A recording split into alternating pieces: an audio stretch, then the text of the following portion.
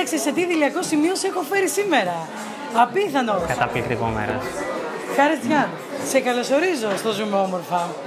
Να ξεκινήσω έτσι με το καλλιτεχνικό μας, ας το πούμε όνομα, γιατί είναι πολύ Όπως ωραίο. θέλετε εσείς. Τι κάνεις? Μια χαρά. Ένα ιδιαίτερο άτομο με ιδιαίτερη μουσική. Θέλω να μάθω όμως πώς ξεκίνησε όλη αυτή η ιστορία με τη μουσική για σένα. Κοίταξε, ξεκίνησε όταν ήμουν μικρός, ήμουν γύρω στα 9. Ήμουν σε μια συναυλία και άκουγα πιάνο και μ' άρεσε τόσο πολύ ο ήχος που δεν μπορούσα να μην ξεκινήσω. Και μετά από ένα μήνα το ζητάω από τη μητέρα μου και ξεκίνησα κανονικά. Τα είχες γενικώς έτσι τα ακούσματα από πολύ μικρό παιδί? Μου είχε πει η μητέρα μου ότι κάποια στιγμή όταν ήταν έγκυος άκουγε Τσαϊκόφσκι. Ενδεχομένως από τότε να έχει περάσει κάτι. Τη μουσική, τα αναλόγους κάνουν και εκείνα. Ακριβώς, ναι. Έχουν δράσει. Παίζει πολύ σημαντικό ρόλο.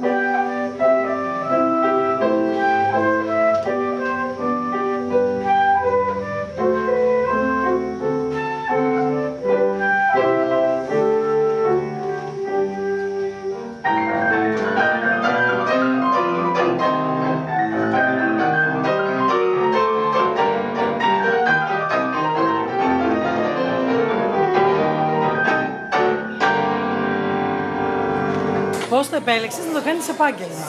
Επέλεξα αυτό το επάγγελμα γιατί είναι το μόνο το οποίο με γεμίζει τόσο πολύ. Πιστεύω ότι θα μπορούσα να κάνω κάτι άλλο εφόρου ζωής, πέρα από το να είμαι πιανίστας. Έχεις φτιάξει και καινούριο CD, το πρώτο σου. Έβγαλα το πρώτο άλμπουμ, το Crystal Child, που είναι 12 πιανιστικές συνθέσεις. Είναι το στυλ easy listening, κάπως τα λέγαμε. Και είναι συνθέσεις που έχω γράψει από πολύ μικρός, δηλαδή από 14 ετών μέχρι και 20 ετών, κάπου εκεί.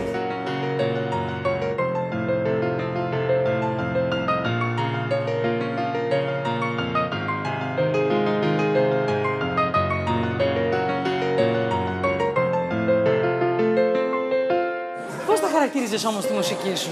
Κοίταξε, σίγουρα έχει επιρροή από την κλασική μουσική, γιατί έχω τελειώσει κλασικό πιάνο. Αλλά περισσότερο θα έλεγα ότι πλησιάζει στο στυλ του easy listening. Η μουσική είναι έρωτας για σένα? Είναι και έρωτας, είναι και πάθος, είναι πολλά. Μου έλεγες πριν που καθόμασταν και συζητούσαμε έτσι λίγο για να μάθω και σένα, ότι ο έρωτας και αυτό το κλικ ήταν το πρώτο που σου έκανε για να πας στο σημείο να γράψεις. Η αλήθεια είναι πως όταν ήμουν έφηβος, κάπως έτσι ξεκίνησα. Είχα ρωτηθεί πρώτη φορά και κάπως έτσι ξεκίνησα γενικά να γράφω. Κάτσε.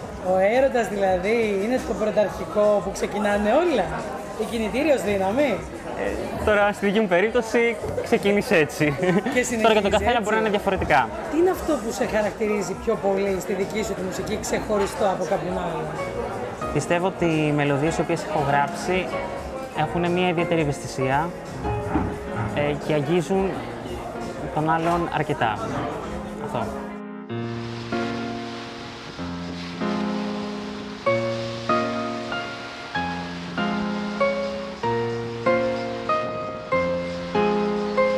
Νέα παιδιά με τη μουσική αυτή, πώς είναι ο δρόμος, δηλαδή και εσύ σε ένα άλλο παιδί, τι θα έλεγες? Θα έλεγα ότι αν του αρέσει η μουσική, να μην το σκεφτεί πάρα πολύ, απλά να ξεκινήσει. Γιατί μέσα από τη μουσική κερδίζεις πάρα πολλά πράγματα. Έχοντας το CD σου στα χέρια μου. Ναι. Γιατί θα πρέπει να τα ακούσω, πες μου? Γιατί πιστεύω ότι θα σε κάνει να πετάξεις λίγο, να δεις δηλαδή αυτό το μπλε της θάλασσας και να φύγεις. Όπως ακούμε πολύ ωραία τραγούδια δικά σου. Κάπως έτσι. Συνδέσεις, πολύ ωραία. Άρα πάμε στο επόμενο βήμα, ότι μας αγγίζει και προχωράμε. Μάλιστα.